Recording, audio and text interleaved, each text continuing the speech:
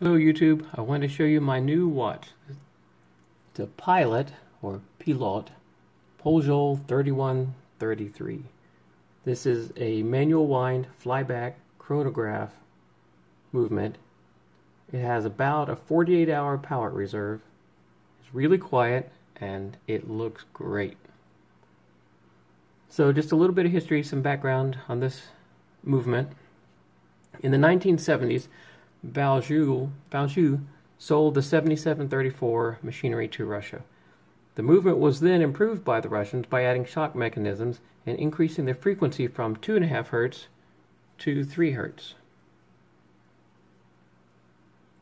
The diameter is 40.5 millimeters. The thickness, if I can get this to focus, is 13.6. So it wears really well. The case is steel. It's a black coating. I wouldn't call it PVD, but it's decent. It's a matte black finish. Now the crown is not a screw down crown, but it is signed. You can see that there.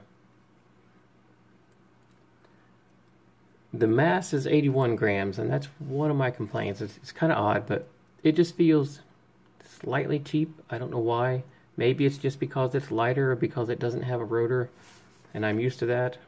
I'm not really sure. This is a 20 millimeter wide padded strap. Let me show you this.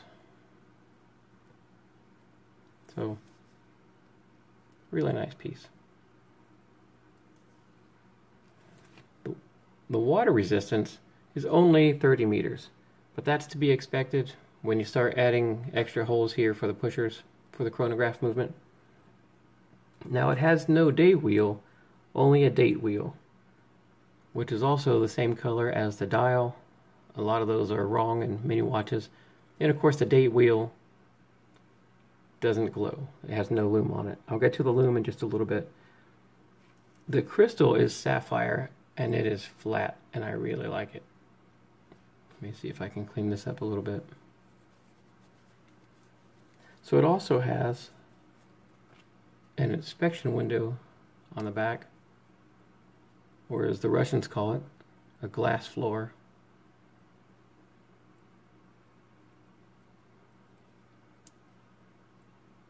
No rotor, you can see that, and you can see all of the movement being manual wind. So the case back is screw on, you can see this. Now the dial color. This is antique white. It's not a bright white like you see in the pictures. The contrast between the white and the black isn't as great as I expected. It's eggshell white or antique, I'm not sure what to call it, but it's not bright white. Has no tachymeter scale, which I think is a little odd. So we have a rotating bezel, and it's a little loose. Listen to this. Look how loose this is.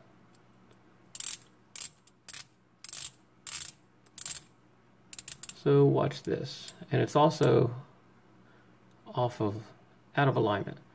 So you can see that I need to go one more click. I'm slightly to the right of 12 and the 24, and if I go one more, now it's just a degree or two to the left, and that could be fixed pretty easy. The manufacturer could do that at no cost. But the lugs are straight. This is a reasonably small watch. The lugs also don't extend down below the case back, and I don't know why, but it hasn't been a problem. Now the hands, when we're looking at those, the length of the hands is great. They are nice and long, and just as I would expect as far as the length. I like stick hands, so that's not a problem. My complaint is that the red that we see here isn't as red as we see in the pictures either. It looks like it's a Ferrari red or something like that, and really this red in person is kind of brownish. It's almost like a dried blood red brown color. And if you look at the hands closely, they're rough. They look like they're rusting, and it's brand new.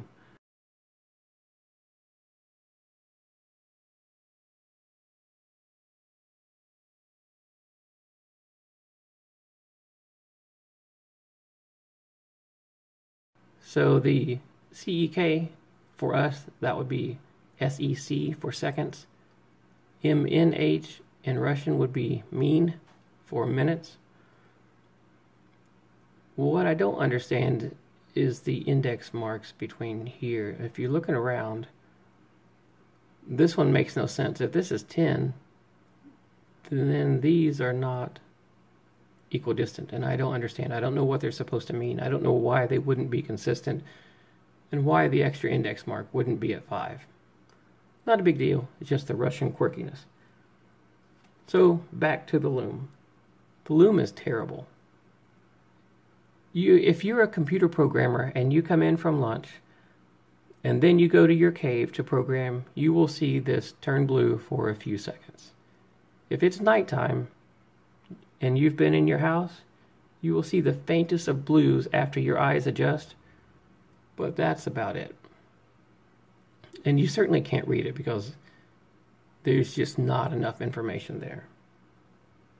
I'll do a Loom comparison test. Okay everyone, we're going to do a quick Loom test. I have a UV flashlight. I'm going to charge these real quick. On the left is the Poljot Orlan. On the right is my Vostok Europe. The Vostok Europe has the best Loom I have ever seen on a watch. The only thing that comes close to it is my Tritium watch. So on the left, the Orlan looks great for now. It will quickly dissipate to something that's difficult to see, and then it just disappears. But remember, this is very dark where I am. If this were at work, you wouldn't see this blue at all. If you're in your house, you wouldn't see this at all unless it's completely the dark. So you can already see that the blue is fading.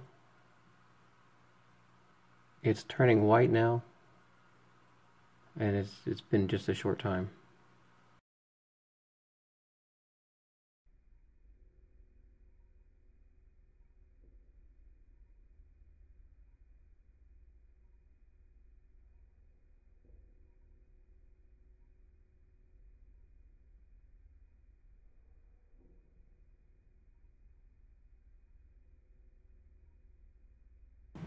Oh, and I did forget to show you that the buckle is signed, but barely. It's only by the slimmest of margins. It's just laser etched. And you can see the stainless steel showing through. It's almost like it was painted with a magic marker.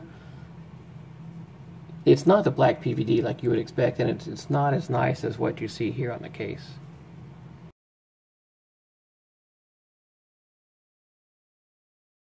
I guess it sums up the Russian philosophy.